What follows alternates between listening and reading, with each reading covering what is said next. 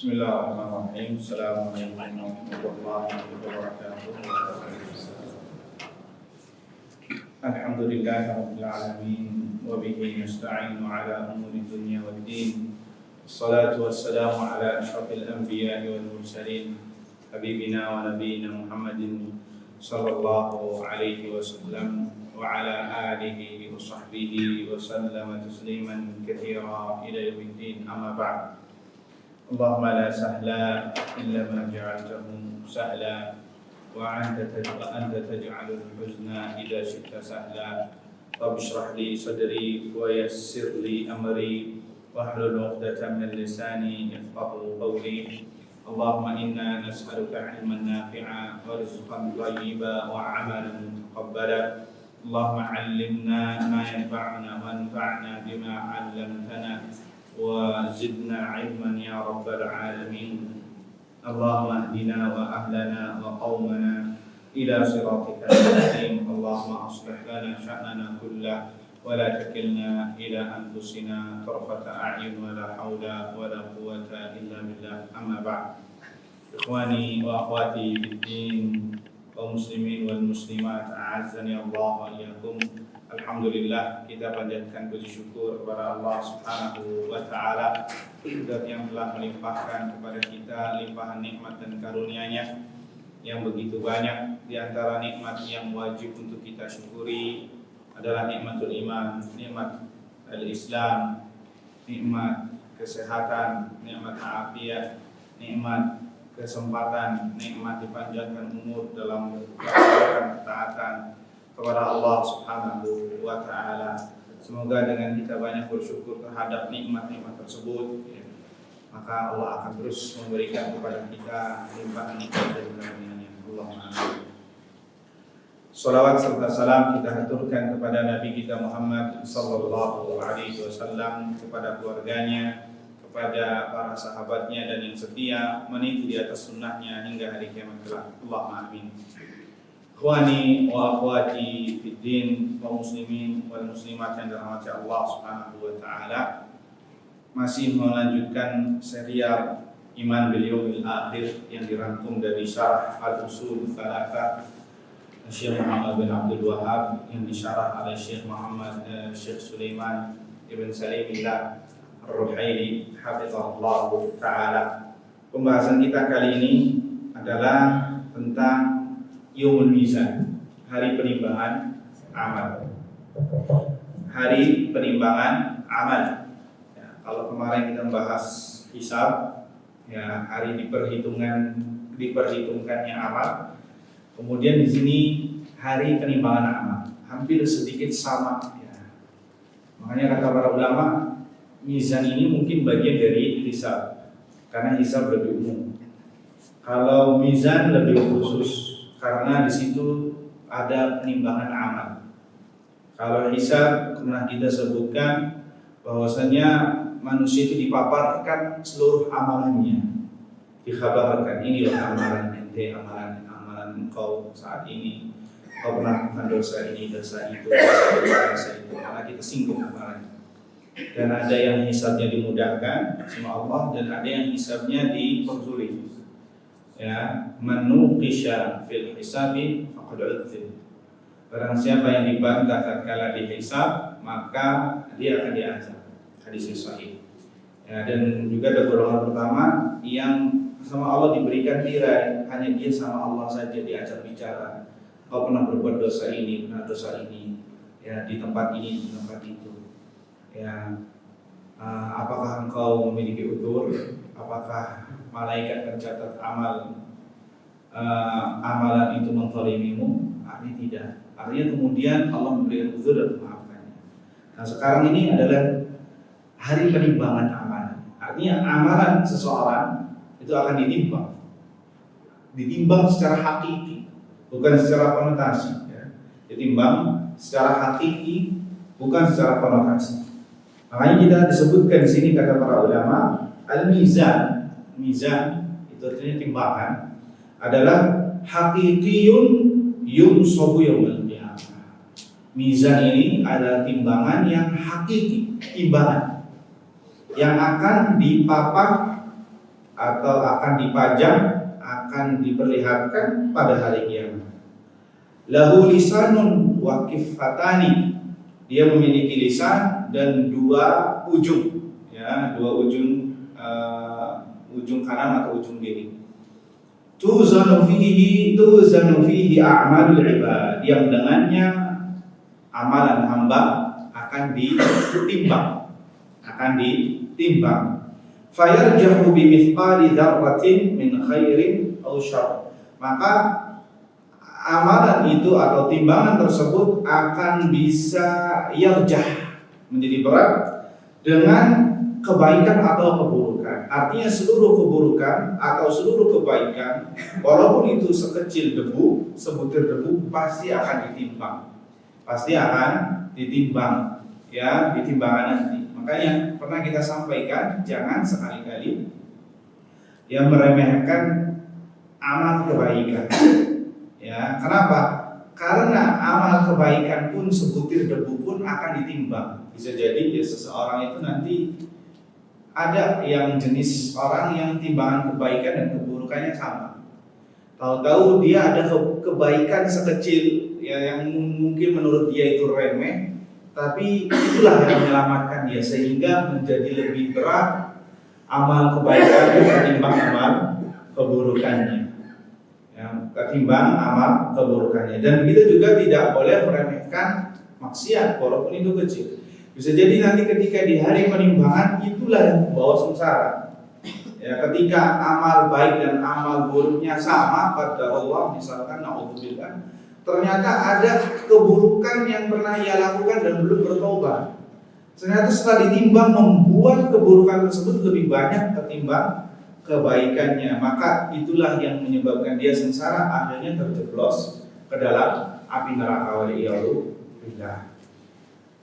Tayyib ikhwani fiddin azani Allah wa iyyakum. Apa dalil adanya amalan seorang itu akan ditimbang dan adanya hari penimbangan? Banyak ya. Kalau kita sebutkan dalam Al-Qur'an banyak ayat-ayat yang senada seperti ini. Saya sebutkan sini dua, ya, disebutkan oleh Syekh Sulaiman dalam surat Al-Anbiya ayat 47 dan surat Al-Qari'ah ayat 6 sampai 7. Dalam surat Al-Anbiya ayat 47 Allah Azza wa Jalla berfirman, "Wa nadha'ul mawazinal qista liyaumil qiyamah." Kelak kami akan tempatkan timbangan-timbangan pakai bentuk plural. Artinya lebih dari satu, ya. Kelak kami akan letakkan timbangan-timbangan yang tepat dan adil pada hari kiamat. Surat Al-Anbiya ayat 47. Ya, jadi ini dalil bahwasanya dalam Al-Qur'an pun disebutkan, ya, adanya hari penimbangan. Adapun dalam surat Al-Qari'ah ayat 6 dan 7 semuanya mungkin sudah hafal, ya. Fa amma man thaqulat mawazinuhu fahuwa fi 'ishatin radhiyah. Dan barang siapa yang timbangannya berat, artinya berat kebaikannya, fahuwa fi 'ishatin radhiyah, maka dia berada di kehidupan yang baik, yang diridhai, yaitu surga Allah Azza wa Jalla, yang akan mendapatkan keridhaan Allah Subhanahu wa taala. Wa amma man khaffat mawazinuhu fa ummuhu hawiyah. Adapun yang timbangan kebaikannya rendah, ya, lebih ringan, atau timbangan keburukannya lebih banyak, fa ummuhu hawiyah, maka tempat kembalinya adalah hawiyah. Wa ma adra kama hiya, apakah yang kamu ketahui tentang hawiyah? Narun hamiyah, yaitu api yang dipanaskan. Nasallahu salamata wal afiyah. Itu dalil yang menunjukkan adanya hari penimbangan amal seorang hamba, ya, di hari kiamat. Semuanya akan ditimbang. Taib ikhwani fiddin azani Allah wa iyyakum. Bagaimana kinerja penimbangan amalan tersebut? Ya, kinerjanya bagaimana? Disebutkan oleh para ulama bahwasanya kata Syekh Sulaiman Ibn Salim Al-Ruhaili, "Fatathqulul mawazin bis salihat." Amal timbangan akan menjadi berat tatkala amal salehnya itu lebih banyak. Artinya gini, amal saleh itu akan memperberat timbangan.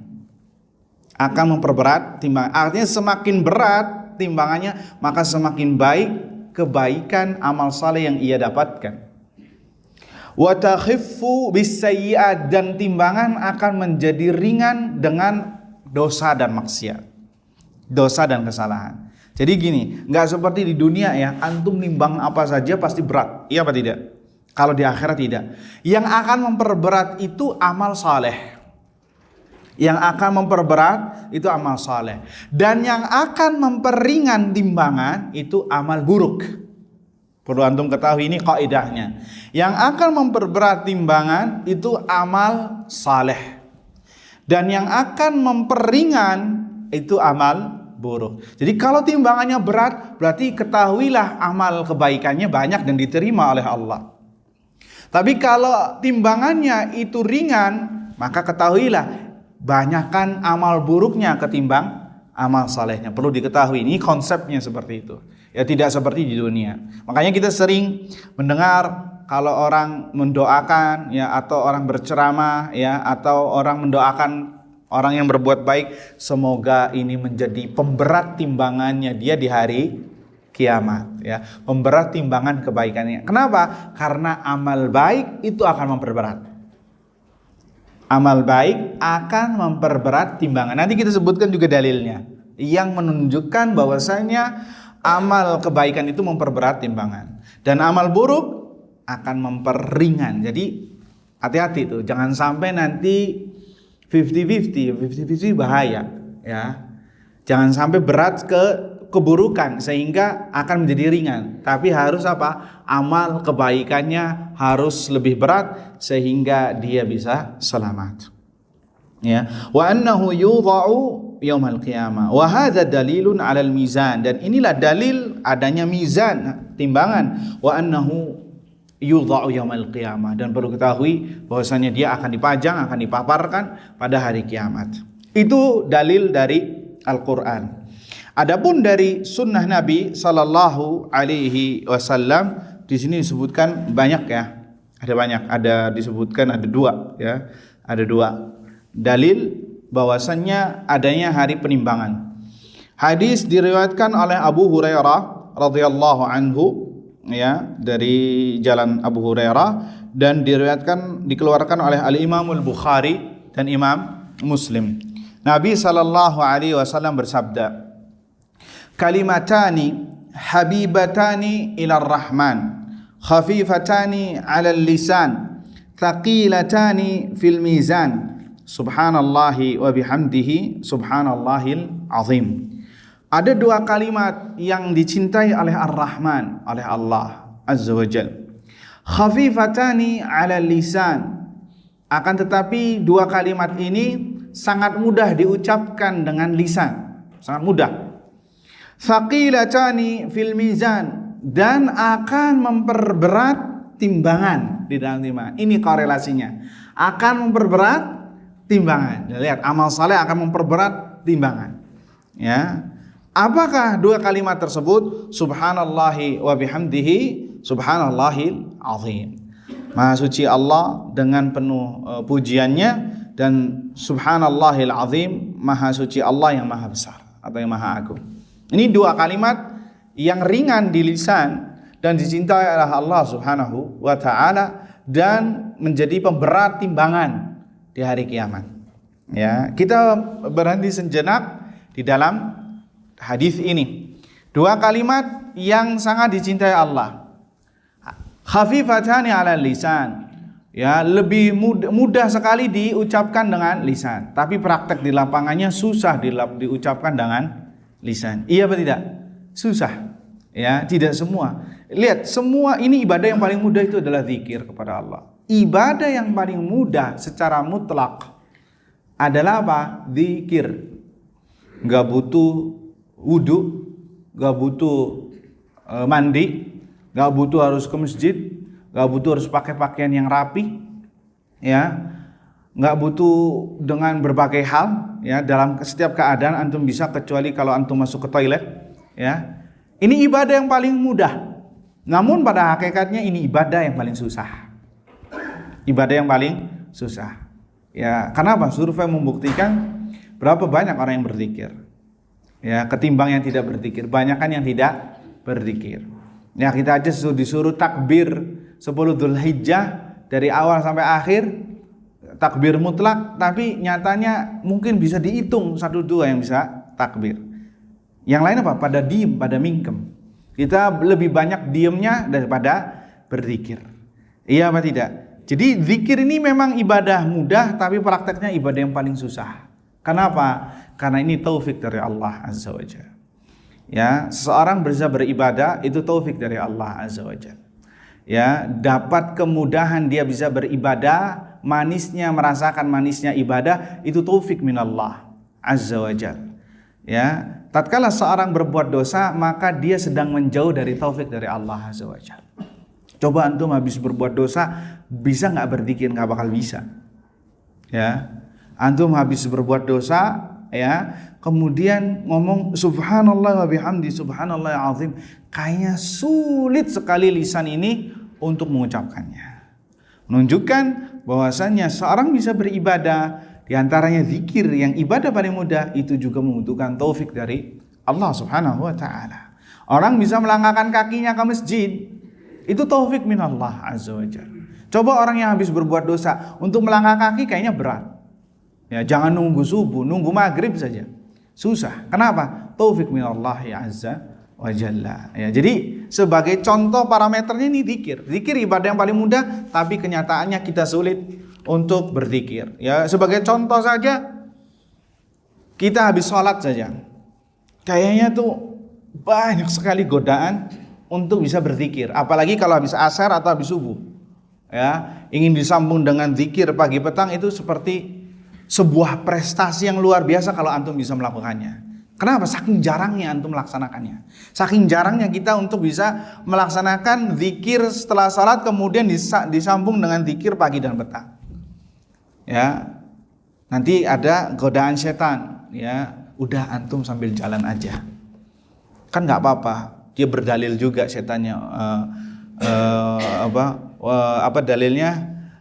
Alladzina yadhkurunallah qiyaman wa qu'udan wa ala junubihim, dan orang-orang yang berzikir pada Allah dengan duduk, dengan berjalan dan dengan berbaring. Udah nggak apa-apa, bismillah, dengan berdiri saja, berjalan. Ya sudah, dia ikuti, udah zikir dengan berjalan. Akhirnya ketemu keluar dari pintu masjid, ketemu sama sahibnya yang lama sudah nggak ketemu, ya sudah hilang tuh. Ya, assalamualaikum salam, sudah zikirnya berapa, ini sudah hilang. Ya, naik motor nggak bakal fokus. Ya, dia fokus sama macet ini, bagaimana cara ini dan itu segala macam dan lain sebagainya. Sudah sampai di rumah ngopi atau ngeteh hilang semua sudah. Ya, artinya apa? Itulah setan. Ya, menjauhkan seseorang dari Allah itu step by step. Ya, tidak langsung sekaligus. Awalnya dengan cara meninggalkan yang sunnah, meninggalkan yang afdal, meninggalkan yang sunnah, kemudian sedikit demi sedikit akhirnya meninggalkan sama sekali. Ya, sebagai contoh aja, zikir ini zikir ibadah yang paling mudah. Ya, siapa di antara kita yang banyak mengucapkan ini? Mungkin dari antara kita semua sudah tahu hadis ini. 2 kalimat yang sangat dicintai oleh Ar-Rahman, mudah diucapkan dengan lisan, pemberat di timbangan, subhanallah wa bihamdi subhanallah azim. Mungkin sudah banyak dari kita semua tahu hadis ini, tapi pertanyaannya seberapa jauhkah kita mengaplikasikan subhanallah wa bihamdi subhanallah azim? Sungguh sangat jauh. Itu pun mungkin kalau ingat pun sekali 2 kali, ya, habis itu lupa lagi. Ya, lupa lagi sudah, nggak bakal diingatkan lagi. Ya, kita ngomong astagfirullah aja lisan saja yang berbicara. Adapun hati nggak tahu kemana. Ya, pengennya apa? Masalah syahwat perutnya. Habis isya makan apa ya enaknya? Kayaknya enak tuh makan bakso. Enaknya kayak nasi goreng. Enggak, kayaknya enak di matam ini, di rumah makan ini. Terus yang dipikirin apa? Masalah syahwat perutnya. Padahal lisannya lagi ngomong apa? Astagfirullah, astagfirullah. Nggak tahu kemana. Ya, nggak ada ruhnya. Ya, makanya sebagian ulama mengomentari, kok kenapa ada orang yang mencuri padahal dia sholat? Ada orang yang berzina, dia sholat. Ada orang yang minum khamar, dia sholat. Ya, bukankah inna salata tanha 'anil fahsya'i wal munkar? Bukankah salatnya itu bisa tanha, melarang dia dari fahsya, perbuatan keji dan mungkar? Jawabannya karena salatnya tidak sesuai apa yang diharapkan. Dia salatnya hanya sebuah gerakan saja, tidak ada rohnya, tidak ada ruhani salatnya. Sehingga apa? Ya seperti itu, salatnya gak bisa mencegah dia dari perbuatan keji dan mungkar. Ya, ada yang habis salat pakai siwak Fir'aun, ya, merokok, ya. Iya apa tidak? Padahal habis sholat, ya, langsung apa? Keluar dari masjid langsung bus. Apa? Mana ruhani salatnya? Tadi telah kita sebutkan, karena salatnya hanya gerakan robot saja, hanya gerakan mengikuti bacaan imam, Allah Akbar, ruku, sujud. Mana rohani? Nggak ada. Sehingga apa? Perbuatan buruk ya selalu ia laksanakan terus. Tidak mencegah dari perbuatan keji dan mungkar. Makanya ini perlu dievaluasi. Termasuk juga masalah zikir. Karena salat juga bagian dari zikir. Aqimis salata li dzikri. Tunaikanlah salatku, kata Allah, tegakkanlah salatku. Tegakkanlah salat dalam rangka mengingatku. Tapi kebanyakan kita tidak mengingat Allah. Ya, mengingat perkara dunia. Ya, apalagi kalau di sebelahnya ada si fulan yang belum bayar utang kepadanya. Ya, bawaannya tuh jengkel. Ini gimana caranya supaya bisa menagih dia? Dia lagi sholat. Ya, seperti itu. Ya, apalagi kalau bacaan imamnya agak sedikit panjang, jengkel lagi. Ana lagi ini, perut ana lapar. Ini istri ana lagi masak ini itu, takut nantinya adem dan lain sebagainya. Dia lagi apa? Lagi sholat. Ya, coba antum tanyakan kepada kanan kiri antum yang tadi sholat maghrib, imamnya tadi baca apa? Ya, nggak bakal tahu. Kalaupun tahu, ya hanya meraba-raba. Ayatnya apa? Jangan ayat-ayat Al-Quran, ayat-ayat juz amma aja kadang kita nggak tahu. Imamnya bacanya salah pun kita nggak tahu. Imamnya nambah rakaat pun ikut-ikutan. Ya, kenapa? Karena kita gerakan salat itu seperti robot.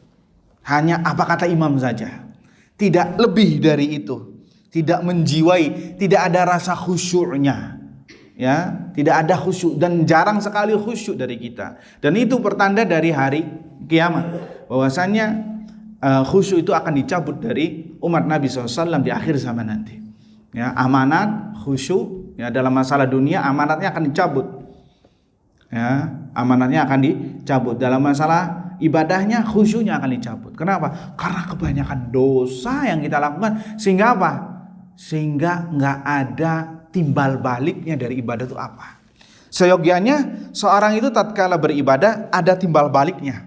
Karena Allah itu syakur, Allah itu maha bersyukur, berterima kasih. Tatkala seorang beribadah akan diberikan ketenangan, kenikmatan, kebahagiaan, insyirahus sadar, hati yang lapang. Ini enggak. Kenapa? Karena sudah kebanyakan dosa. Sehingga apa? Ya salat seperti adat saja sudah. Zikir ucapan astagfirullah. Coba antum subhanallah habis salat, enggak nyadar ini tangan sampai bahal. Ya, subhanallah. Pikirannya kemana-mana ya. Bahkan sebagian orang diulang-ulang sampai 33 kali 3. Kenapa? Dipikirnya subhanallah ini belum selesai. Kenapa? Pikirnya abang.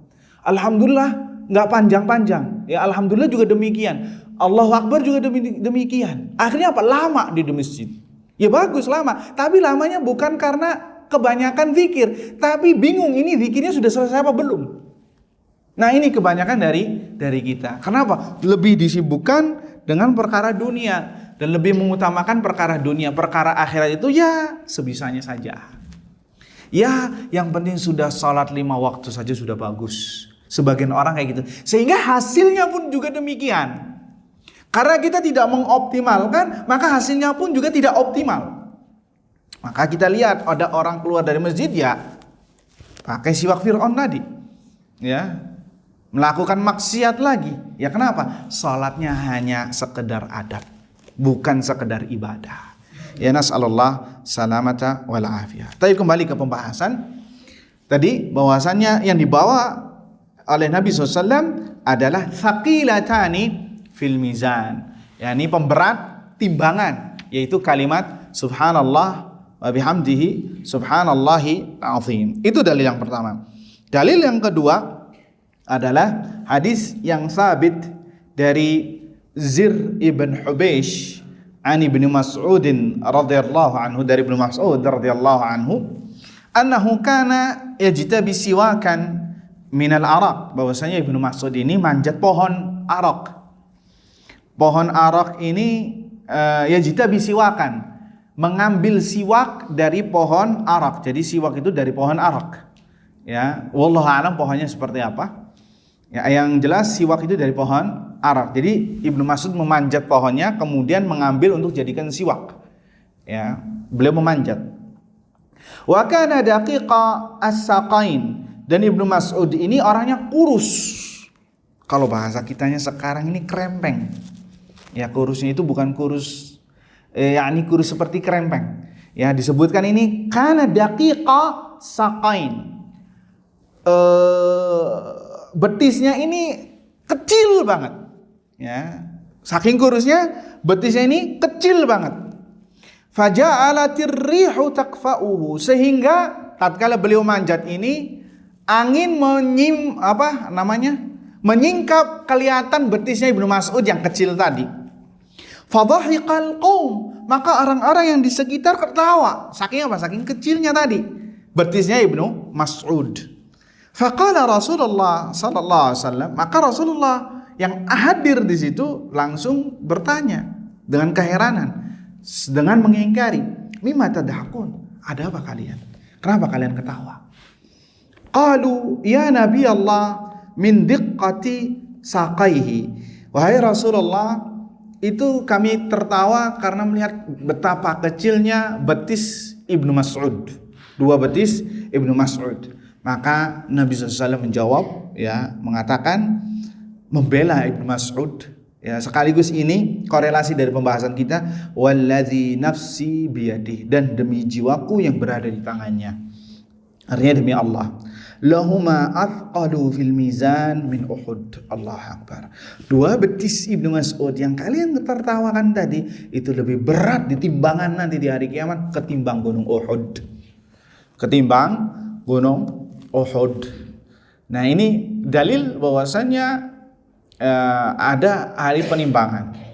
Dan dalil juga bahwasanya al-amil, nanti kita bahas. Al-amil, orang yang beramal pun akan ditimbang. Jadi orangnya pun juga akan ditimbang. Selain dari amalan, maka orangnya pun juga akan ditimbang. Berarti gimana dong dengan orang yang gemuk? Ya beruntung. Iya. Gimana dengan orang yang gemuk? Pasti dia akan berat timbangannya. Nanti kita bahas, ada dalilnya. Bagaimana dengan orang yang gemuk? Ya, karena akan dibahas selain dari amal nanti al-amilu, orangnya pun juga, orang yang beramalnya pun juga akan ditimbang. Jadi dalil ini menunjukkan bahwasannya maqam Ibnu Mas'ud radhiyallahu anhu tinggi di sisi Allah Subhanahu wa taala. Sampai betisnya saja di timbangan nanti itu lebih berat, ya, lebih berat daripada gunung Uhud. Antum yang pernah sudah ke Madinah melihat gunung Uhud besar kali, ya. Besarnya, tingginya enggak seperti tinggi Gunung Salak, tapi dia melebar, ya, hampir 7 kilo. Ya, 7 kilo. Mungkin panjangnya bisa tingginya bisa cuma 1000 meter saja. Ya, 1000 meter Gunung Salak 2000 meter lebih. Ya, ini 1000 meter 1 kilo dengan memanjang 7 kilo. Bayangkan. Itu kata Nabi, dua betisnya Ibnu Mas'ud yang kurus itu lebih berat ketimbang gunung Uhud. Allahu Akbar. Ini spesialnya para sahabat Nabi SAW. Makanya jangan disebutkan dalam Nabi, la tasubbu ashabi. Jangan kalian menghina para sahabatku. Ya, waladzi nafsi biyadi, demi jiwaku yang berada dalam genggamannya. Sekiranya kalian lau anfaqa min Uhudin zahaba ma balagha nisfahu ma balagha nasifahu wala nisfahu wala apa katanya, dan demi jiwaku yang berada dalam genggamannya, sekiranya kalian menginfakkan sebesar emas sebesar gunung Uhud, itu tidak akan menyerupai nasifahu, setengahnya, bahkan mudnya, satu mud dari para sahabat Nabi Shallallahu Alaihi Wasallam, mudnya para sahabat atau setengah dari mud para sahabat. Kenapa? Besar di sisi Allah Subhanahu Wa Taala. Artinya mereka memiliki timbangan yang besar di sisi Allah dalam masalah amalan melebihi yang lain. Ya, jadi ini bahwasanya orang yang bertakwa pun juga akan ditimbang oleh Allah Subhanahu wa taala. Taib ikhwani fid din, azani Allahu wa iyyakum. Belum masuk Isya ya? Belum ya? Belum. Taib. Disebutkan kata Syekh Sulaiman ibn Salimillah Ar-Ruhaili hafizahullahu taala bahwasanya wa qad dallatil adillatu ala anna alladhi yuzanu fil mizan thalathata umur. Telah warid beberapa dalil bahwasanya yang akan ditimbang itu ada 3 jenis. Yang akan di timbangan nanti itu ada 3 jenis. Apa saja? Yang pertama adalah al-a'mal, amalan. Entah itu amalan yang baik atau amalan yang buruk. Kemudian yang kedua adalah suhuful a'mal, lembaran catatan amal. Itu juga akan ditimbang pada hari kiamat. Kemudian yang ketiga adalah al-amilu nafsuhu, yaitu orang yang beramal, artinya orangnya itu juga akan ditimbang pada hari kiamat. Taib ikhwani fiddin, azani Allah wa iyyakum. Yang pertama yang akan ditimbang adalah amalan. Ya, dalilnya tadi yang telah kita sebutkan. Yang ditimbang di sini adalah seluruh amal, entah itu yang baik ataupun yang buruk.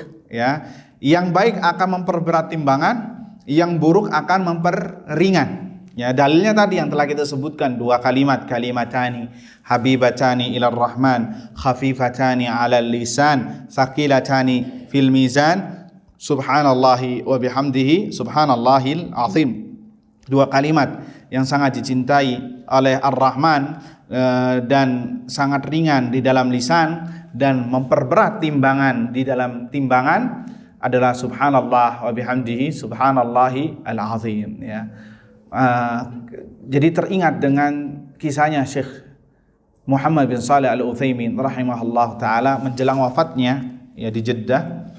Beliau mengingat hadis ini ya, ketika ingin detik-detik wafatnya diceritakan oleh orang-orang yang terdekatnya bahwasanya beliau mengajak orang yang menziarainya mengingat hadis ini ya, mengingat hadis ini, wahai ikhwah, ada 2 kalimat yang sangat dicintai oleh Ar-Rahman ya, dan ringan di dalam lisan, pemberat dalam timbangan, subhanallah wa bihamdihi, subhanallahil azim. Maka perbanyaklah dengan kalimat tersebut ya, selagi Allah mencintai kalimat tersebut maka kita perbanyak. Akhirnya beliau memperbanyak dengan 2 kalimat tersebut, subhanallah wa bihamdihi, subhanallahil azim, subhanallah wa bihamdihi, subhanallahil azim, sampai menjelang wafatnya. Allahu akbar ya, kematian yang sangat indah, yang luar biasa. Beliau menutupnya dengan amalan-amalan yang luar biasa. Ya, makanya disebutkan dalam riwayat bahwasanya Allah apabila menginginkan seorang hamba mati dalam keadaan husnul khatimah, ditutup dengan amalan yang baik, nah Allah memberikan asalahu. Asalahu itu bahasa terjemahan letterleknya memberikan rasa manis, madu. Artinya apa? Allah memberikan taufik kepadanya untuk bisa beramal sehingga sebelum wafatnya dia dalam keadaan beramal tersebut atau membekali dengan amalan tersebut ya, sehingga dia diberikan taufik oleh Allah Azza wa Jalla untuk bisa mengamalkan amalan sebelum meninggalnya, dan ini bisa dikatakan husnul khatimah, amalan yang baik ya, karena seseorang itu akan meninggal sesuai dengan kebiasaannya. Seorang akan meninggal sesuai kebiasaannya dia banyak menghadiri kajian ilmu ya, mengamalkan ilmu, berada di masjid ya, salat 5 waktu ya mengumandangkan azan dan lain sebagainya, maka meninggalnya nggak jauh-jauh dari adat kebiasaannya dia tersebut. Ya, adat kebiasaannya dia tersebut. Ya. Kalau kebiasaannya buruk, ya kurang lebih seperti itu. Ya, dia mungkin banyak seperti melakukan amalan-amalan yang buruk, maka kematian pun juga akan mendatangi dalam keadaan dia nggak jauh-jauh atau nyerempet kepada hal tersebut. Ya, ributnya masalah warisan, terus akhirnya matinya pun juga masalah rebutan warisan. Ya, bacok-bacokan, ribut sesama keluarga, sama anggota keluarga, akhirnya meninggalnya pun masalah itu. Kepikiran, dianya greget, kenapa nih saya belum dapat bagian, akhirnya dapat penyakit, akhirnya kasih jantungnya dikasih ring. Kenapa? Kepikiran terus, akhirnya meninggalnya kenapa? Kepikiran karena belum dapat warisan. Lihat, dia mikirin untuk dapat warisan, tetapi apa? Warisannya dia diwariskan lagi, akhirnya nggak dapat apa-apa.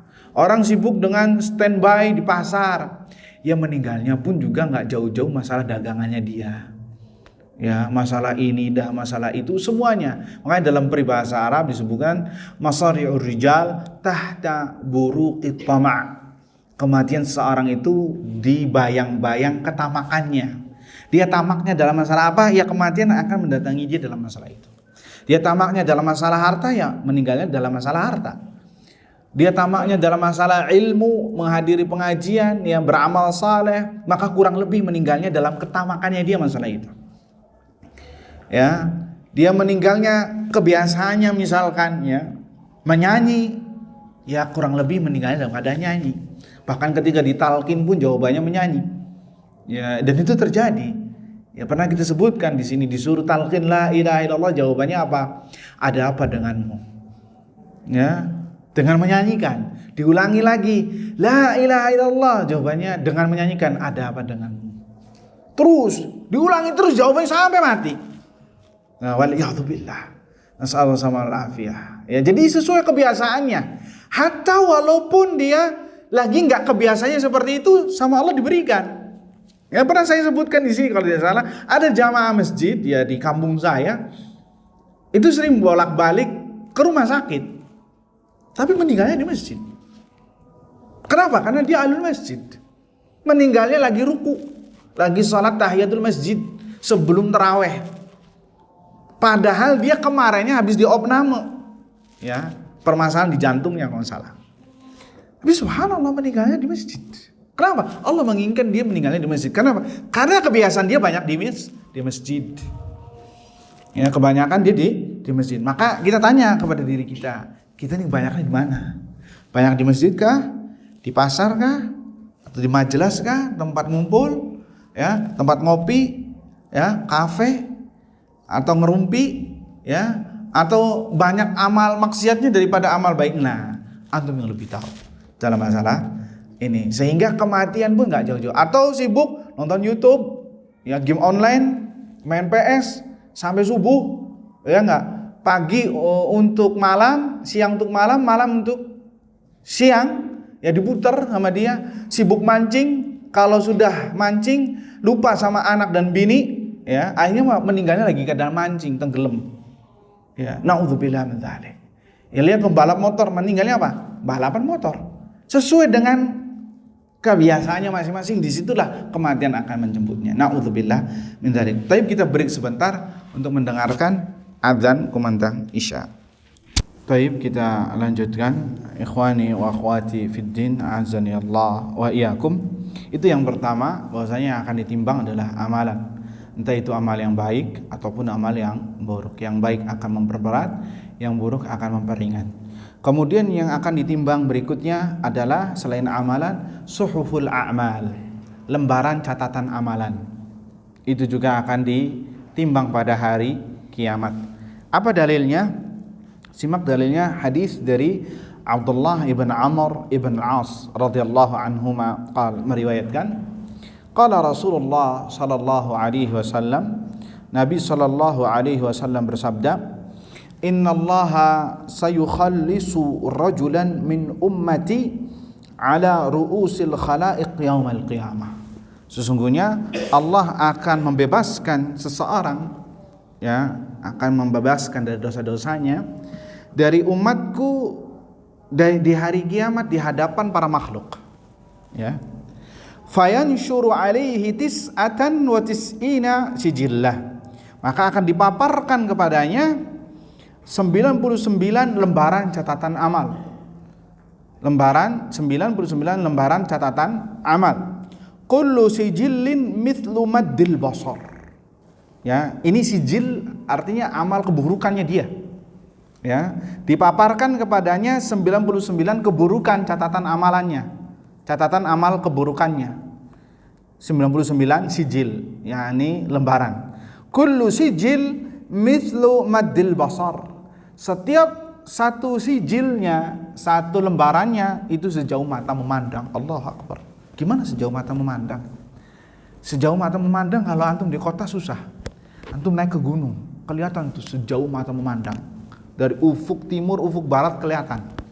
Ya, kelihatan. Bahkan kalau dari rumah saya di atas, kalau lagi suasananya tidak polusi atau setelah hujan itu biasanya Jakarta kelihatan.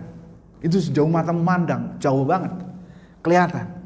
Ya, sejauh mata memandang antum bisa berdiri di tepi pantai. Itu kelihatan tuh pantai itu.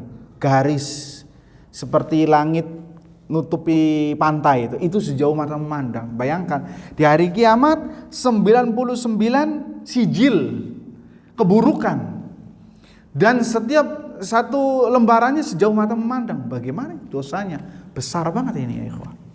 Ya. Tsumma yaqul, kemudian Allah mengatakan kepada hamba tersebut, atunkiru min hadza syai'an? Apakah engkau mengingkari perbuatan dosamu ini sedikit pun? Ingkari apa enggak? Apakah kamu mungkir bahasa kitanya ya? Apakah kamu mungkir? Adzalamaka katabatil hafidhun? Apakah malaikat pencatat amal menzalimimu? Artinya berbuat zalim. Artinya engkau sebenarnya tidak berbuat dosa tapi dicatat amalan dosa. Ini Allah bertanya kepadanya. Fayaqul, maka seorang hamba tadi, la ya Rabb. Tidak ya Rabb. Semua apa yang dipaparkan itu benar dan malaikat yang menulisnya itu benar sesuai realita. Kemudian Allah menegaskan lagi, afalaka udhrun. Allahu Akbar, betapa mulianya Allah, betapa karimnya Allah ya. Afalaka udhrun, apakah engkau memiliki uzur? Lihat, subhanallah. Sebelum dihukum, ini sebaiknya kita juga demikian. Sebelum dihukum ditanya lu dulu, tabayun dulu. Sebelum antum suudzon lebih jauh, tanyakan dulu, apakah engkau punya masalah? Apakah engkau punya uzur? Sehingga tidak seperti yang saya sampaikan atau saya bayangkan. Lihat Allah Azza wa Jalla, subhanallah, Allah padahal tahu ilmu gaib. Allah tahu ke depannya, tapi Allah bertanya kepada orang tersebut, apakah engkau punya uzur? Allahu Akbar. Luar biasa ini. Allah Maha Jawad, Maha Karim, ya, Maha Dermawan, ya, sampai-sampai bertanya apakah engkau punya uzur, padahal orang ini telah berdosa, berbuat dosa. Allahu Akbar. Fayaqul la ya Rabb. Tidak ya Rabb, saya tidak punya uzur, saya benar-benar melakukan dosa. Fayaqul, maka Allah mengatakan, bala inna laka indana hasanah. Ketahuilah bahwasanya engkau masih memiliki kebaikan, ya, yang kami catat. Fa innahu la zulma 'alaika al-yawm. Maka ketahuilah tidak ada kezaliman untukmu pada hari ini. Ya, tidak ada kezaliman untukmu. Fatakhruju bitaqatun fiha asyhadu an la ilaha illallah wa asyhadu anna Muhammadan abduhu wa rasuluhu. Maka keluarlah sebuah kartu, ya, artinya lembaran, ya, yang bertuliskan kalimat asyhadu an la ilaha illallah wa asyhadu anna Muhammadan abduhu wa rasuluhu. Kalimat tauhid, ya, kalimat tauhid. Ini kalimat tauhid bisa menyelamatkan dia, bisa jadi karena orang tersebut, ya, ketika di dunia mengaplikasikan kalimat tauhid tidak hanya sekedar mengucapkannya, tapi mengamalkan konsekuensinya, merenungi makna-maknanya, ya, dan menjauhi hal-hal yang bisa menodainya sehingga bisa memberikan manfaat, lihat, dari dosa-dosa yang ia lakukan. Fatakhruju bitaqah, maka dikeluarkanlah sebuah lembaran yang bertuliskan kalimat tauhid tadi, asyhadu an la ilaha illallah wa asyhadu anna muhammadan abduhu wa rasuluh. Fayaqul, maka Allah mengatakan kepada orang tersebut, orang ini sudah H2C bahasa kitanya, sudah harap-harap cemas, neraka sudah di depan. Ya, neraka sudah di depan, kayaknya anak bakal mati, bakal binasa ini. Kenapa? Semua dosanya nggak ada yang satu pun disembunyikan, semuanya terlihat. Bagaimana? Sejauh mata memandang. Jangankan 99 sijilat, satu lembaran sejauh mata memandang aja sudah cemas. Ya, ini 99 sijilat. Maka dikatakan kepada orang tersebut, uhdur waznak, lihatlah timbanganmu ini. Ya, ini timbangan lembaran amal salehmu ini, amalan ini. Artinya ditimbang 99 sijilat dengan kalimat bitaqah la ilaha illallah. Fayaqul ya Rabbi, ma hadhihi al-bitaqah, ma hadhihi sijilat. Ya Rabb, apa bahasanya? Fayaqul ya Rabbi, ma hadhihi al-bitaqah. Ada apa dengan lembaran kalimat ini, la ilaha illallah Muhammadar Rasulullah, dengan 99 perbuatan dosa yang aku lakukan ya Rabbi. Faqal innaka la tudlam, ketahuilah bahwasanya engkau tidak dizalimi dan tidak ada kezaliman di pengadilan Allah Subhanahu wa taala. Qal fatudau sijillatu fi kiffatin wal bitaqatu fi kiffah, maka diletakkanlah, ditimbanglah 99 catatan keburukan dia dengan kalimat tauhid la ilaha illallah Muhammadar Rasulullah. Fatashat as-sijillat wa thaqulatil bitaqah, maka 99 tadi itu menjadi ringan dan bitaqah tauhid kalimat la ilaha illallah itu menjadi berat. Fala yathqul ma ismillahi syai', maka tidak ada yang memberatkan, maka tidak ada yang memberat selain dari nama Allah Subhanahu wa taala. Jadi orang ini selamat. Kenapa? Karena kalimat tauhid, ya. Sekali lagi, orang yang mengatakannya tidak hanya sekedar mengatakannya, apalagi yang sampai mengucapkan la ilaha illallah 1000 kali, 2000 kali sampai digeleng-gelengkan kepala. La, bukan itu. Akan tetapi orang ini adalah orang yang tidak hanya sekedar mengucapkannya tapi mengamalkannya dengan konsekuensinya, dengan syarat-syaratnya, dengan rukun-rukunnya, sehingga itulah yang bisa menyelamatkan dia. Ya, karena tidak semua orang yang mengucapkan la ilaha illallah apakah nanti kejadiannya seperti ini? Tidak seperti itu, kata para ulama. Tidak semua orang yang memberi air minum kepada anak anjing yang hampir kelaparan masuk surga. Ya, itu kembali ke niat, keikhlasan, ya, sehingga akan berbuah yang indah di sisi Allah Subhanahu wa taala. Yang terakhir, yang ketiga, yang akan ditimbang pada hari kiamat adalah orangnya. Orangnya akan ditimbang. Selain amalan, selain lembaran catatan amal, maka yang ketiga adalah orangnya. Ya. Dalilnya adalah dalam surah Al-Kahfi 105, Allah Azza wa Jalla berfirman, "Fala nuqimu lahum yaumal qiyamati wazna." Dan kami tidak memberikan penimbangan terhadap mereka, amal mereka pada hari kiamat. Artinya mereka itu tidak ditimbang karena orang kafir, ya, la yazinu syai'an fil mizan. Tidak bisa ditimbang. Apa yang mau ditimbang dari orang kafir? Enggak ada. Ya, enggak ada yang ditimbang dari orang kafir. Fa ammal mu'min fayathqul. Adapun seorang mukmin maka akan berat timbangannya.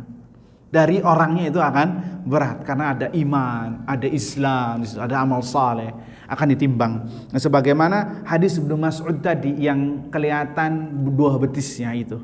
Maka seorang mukmin akan ditimbang pada hari kiamat, ya. Adapun orang kafir tidak bisa ditimbang karena semuanya kekufuran isinya. Ustaz, bagaimana dengan orang gemuk? Jadi enak dong, beruntung orang yang gemuk. Hah? Apakah seperti itu? Jawabannya tidak. Simak hadisnya dari Abu Hurairah radhiyallahu anhu. Hadis ini muttafaqun alaih, ya, menurut kesepakatan Al-Imam Bukhari dan Muslim. Nabi SAW bersabda, "Innahu la ya'ti ar-rajulu as-saminul 'azimu yaumal qiyamah la yazinu indallah janaha ba'udah. Ya, sesungguhnya akan datang seorang yang gemuk, yang besar, ya, pada hari kiamat. Akan tetapi apa kata Nabi? La yazinu indallah janaha ba'udah. Maka tidak lebih berat ketimbang seekor, atau tidak lebih berat dari sayap seekor nyamuk. Sayap seekor nyamuk. Ya Allah, nyamuk ini ditimbang juga berapa sih? Gak sampai 0,1 mili atau berapa ya. Itu nyamuknya. Ini bukan nyamuk tapi sayapnya. Ya, gak ada apa-apanya. Sayap kalau ditimbang, sayapnya nyamuk. Bukan sayapnya burung, sayapnya nyamuk.